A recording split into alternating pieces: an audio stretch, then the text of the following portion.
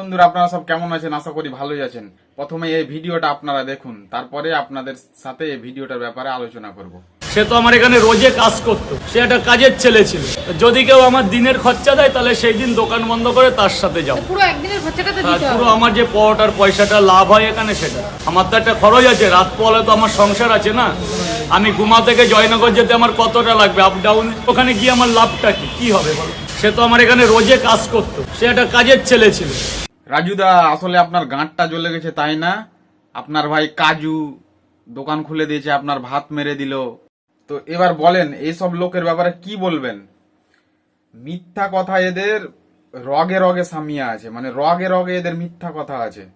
এর আগে বলতো যে এটা আমার ভাই, এটা আমার বন্ধু, আমার দোকানে এমনি কাজ করে। এখন নাকি বলছে যে না, ওই আমার দোকানে রোজে কাজ করতো। আসলে ওর বাঁশ দিয়ে দিয়েছে। তো সোনা গো, আমার খুব কষ্ট হচ্ছে না। হ্যাঁ, এখন উনি দোকান খুলে দিয়েছে, কাজু সাহেব দোকান খুলে দিয়েছে, দিয়ে তোমার কষ্ট হচ্ছে, বাঁশ হয়ে গেছে না, তার জন্য এখন বলছো আমার কাছে রোজে কাজ করতো, মানে এখন ওকে ছোট করার কথা বলছে। আগের লোক বলে গেছে যে মাছ মেরে নিও, পুকুর চিনায়ও না, ওই অবস্থা হয়েছে। হ্যাঁ, তো যাই হোক, এখন বেচারা পাকে পড়ে গেছে, এখন ভুলভাল বকবে।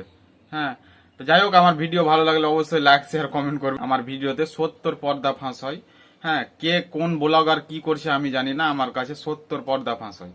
তো ধন্যবাদ, ভালো থাকবেন, সুস্থ থাকবেন, আর আমার ভিডিও ভালো লাগলে অবশ্যই লাইক শেয়ার কমেন্ট করবেন।